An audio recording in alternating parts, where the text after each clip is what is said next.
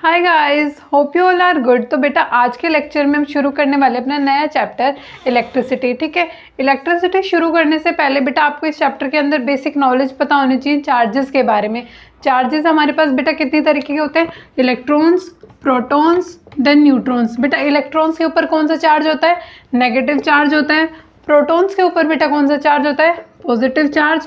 Neutrons के ऊपर कोई चार्ज नहीं होता। होप आप सबको ये पता होगा क्योंकि बहुत ज़्यादा 8th-9th क्लास में बेसिक नॉलेज हमें मिल जाती है। ठीक है, इसीलिए मैं आपको ये डिटेल में नहीं बता रही हूँ। अब अपने नेक्स्ट मेन टॉपिक पर चलते हैं। सबसे पहले हमें क्या पता होना चाहिए बेटा? करंट। अब देखो आपके एनसीईआरटी में बेटा करंट की काफ़ी सारी डेफिनेशंस लिखी हुई है। जैसे आप देखो पेज नंबर 171 के ऊपर बेटा हम इलेक्ट्रिसिटी का जो चैप्टर स्टार्ट हो रहा है उसके लास्ट पैरा में देखते हैं। तो लास्ट 4th लाइन से हमारे इलेक्ट्रिक करंट की हमारी कुछ डेफिनेशंस स्टार्ट हो रही है, तो हम इस लेक्चर में उन्हीं को डिस्कस करते हैं अभी। ठीक है, सबसे पहले डेफिनेशन क्या कहती है बेटा हमें? Flow of charges through a cross sectional area. Means कि करंट क्या होता है बेटा? करंट होता है कि चार्जेस का फ्लो करना एक पर्टिकुलर एक एरिया के अंदर से। ठीक है, उसके बाद अकॉर्डिंग टू एनसीईआरटी बोला गया है the direction of positive charge is taken to be the direction of electric current. अब देखो बेटा मैंने आपको क्या बताया अभी थोड़ी देर पहले? पॉजिटिव चार्ज क्या होता है? पॉजिटिव चार्ज होता है हमारे पास प्रोटॉन्स। तो मीन्स हमारे पास करंट की भी वही डायरेक्शन होती है जो प्रोटॉन्स की डायरेक्शन होती है। सेकेंड थर्ड लाइन क्या कहती है बेटा? And opposite to the flow of electrons means flow of negative charge. Means बेटा करंट जो होता है ना वो फ्लो करता है किसके डायरेक्शन में? पॉजिटिव चार्ज के डायरेक्शन में, मीन्स प्रोटॉन के डायरेक्शन में। और हमेशा मतलब अपोजिट फ्लो करता है किसके? इलेक्ट्रॉन्स के डायरेक्शन में, मीन्स नेगेटिव चार्ज के डायरेक्शन में। मीन्स आपको 3 पॉइंट क्लियर हुए होंगे कि फ्लो ऑफ चार्जेस थ्रू एक क्रॉस सेक्शनल एरिया क्या होता है? करंट। हमेशा करंट किसके डायरेक्शन में होता है? पॉजिटिव चार्ज के। और अपोजिट होता है किसके? नेगेटिव चार्ज के। मीन्स बेटा कोई भी हमारे पास कोई सर्किट है, ठीक है, यहाँ से अगर इलेक्ट्रॉन्स पास हो रहे हैं, इलेक्ट्रॉन्स की ये डायरेक्शन है, तो हमारे पास करंट की डायरेक्शन क्या होगी? ये।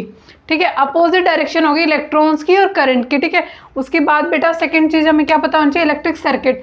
इलेक्ट्रिक सर्किट क्या होता है? The continuous and closed path of electric current is electric circuit.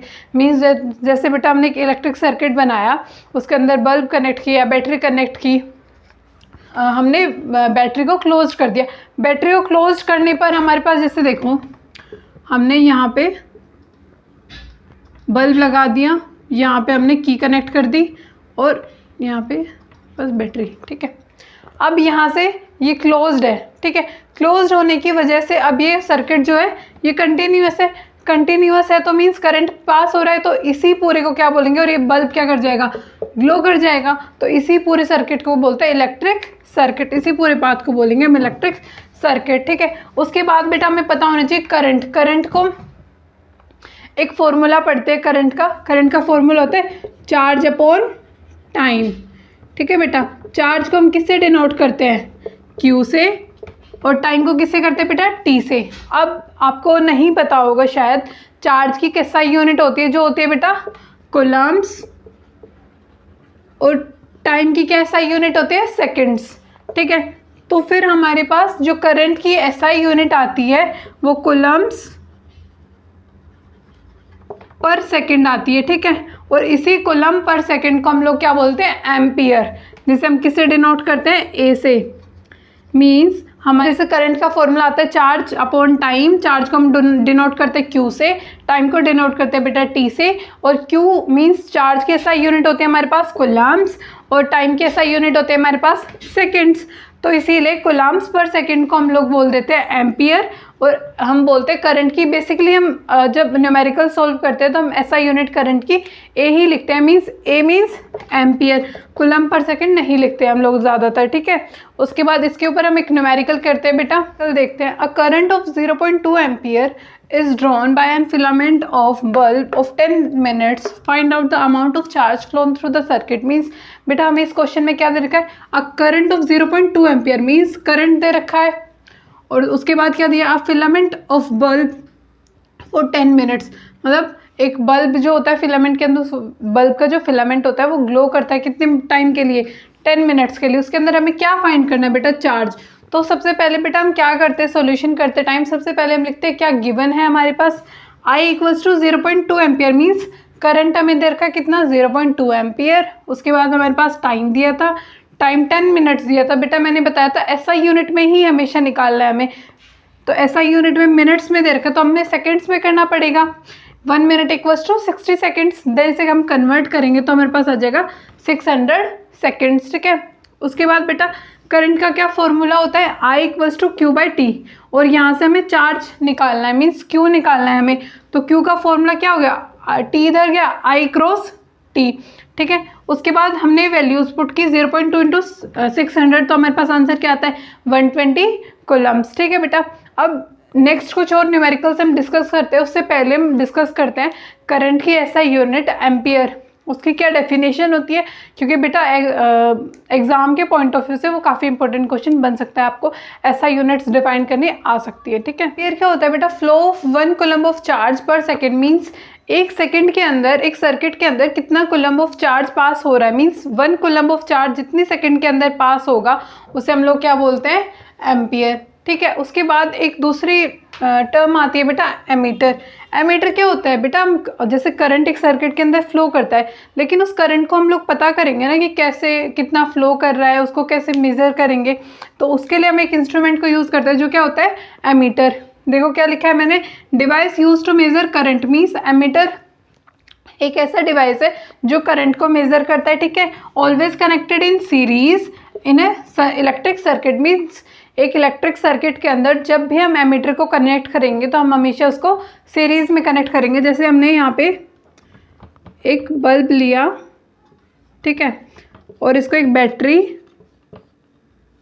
1 minute बेटा, प्लस एक की से कनेक्ट किया। ठीक है, तो हमेशा हम लोग एमीटर को सीरीज में कनेक्ट करेंगे, सीरीज में कनेक्ट करेंगे तभी बेटा ये हमारे पास करंट का फ्लो बता पाएगा। ठीक है, मीन्स ये सीरीज में हो गया, तो हमेशा एमीटर को हम लोग सीरीज में कनेक्ट करते हैं, किससे, एक सर्किट के अंदर। ठीक है, उसके बाद हम बेटा कुछ न्यूमेरिकल्स, नेक्स्ट न्यूमेरिकल क्या कहता है, charge of 28 Coulomb's flow in 14 seconds, find electric current in micro amperes. बेटा इस पे ज़रूर ध्यान रखना, सबसे पहले हम लोग क्या लिखते हैं, हमें जो गिवन होता है, हमें गिवन क्या है, charge of 28 coulomb, means Q equals to 28 coulombs. उसके बाद हमें पास टाइम दे रखा है इन 14 सेकेंड, मीन्स टाइम दे रखा है हमारे पास 14 सेकेंड। निकालना क्या है बेटा, करंट, करंट किस में निकालना है, माइक्रो एम्पियर्स में। मैम माइक्रो एम्पियर्स का तो हमें पता ही नहीं है, तो सबसे पहले बेटा हम एम्पियर्स में निकालेंगे, उसके बाद हम लास्ट में से कन्वर्ट कर देंगे। ठीक है, उसके बाद फॉर्मूला क्या होता है हमारे पास करंट का, I equals to Q by T. तो हमारे पास I हमें फाइंड करना है, हम वैल्यूज पुट कर देंगे, 28 डिवाइडेड बाय में 14 मीन्स 2 एम्पियर।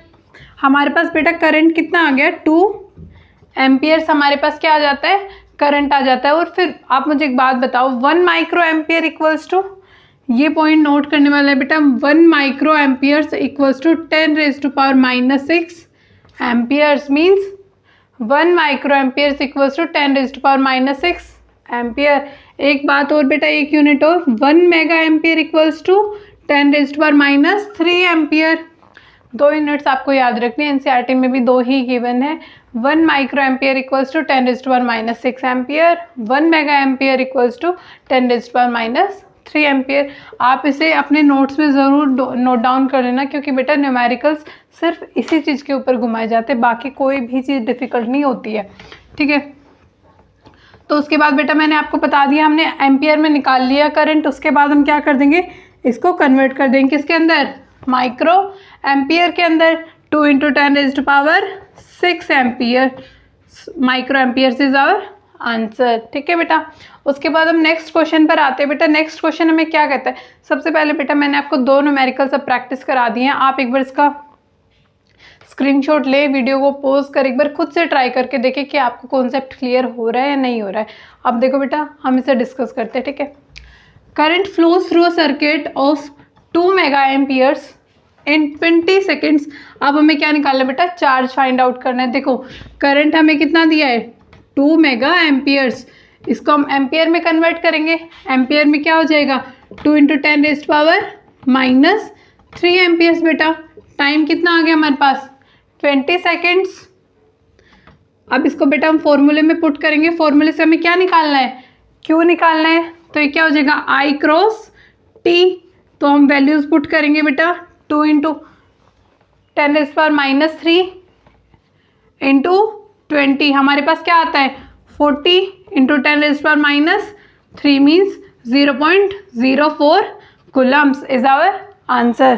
तो बेटा होप आप सबको ये न्यूमेरिकल्स जितने भी मैंने प्रैक्टिस कराए ये क्लियर हुआ होगा और इसके अंदर आपको ये फॉर्मूला भी क्लियर हुआ होगा और इससे ज़्यादा डिफरेंट कोई भी न्यूमेरिकल्स फ्रेम नहीं हो सकते इस फॉर्मूले के ऊपर। आई होप आप सबको आज का एक करंट का पूरा टॉपिक समझ आएगा and thank you so much for watching me till the end. I subscribe my channel and hit the bell icon for further upcoming videos. Thank you so much. See you in the next video.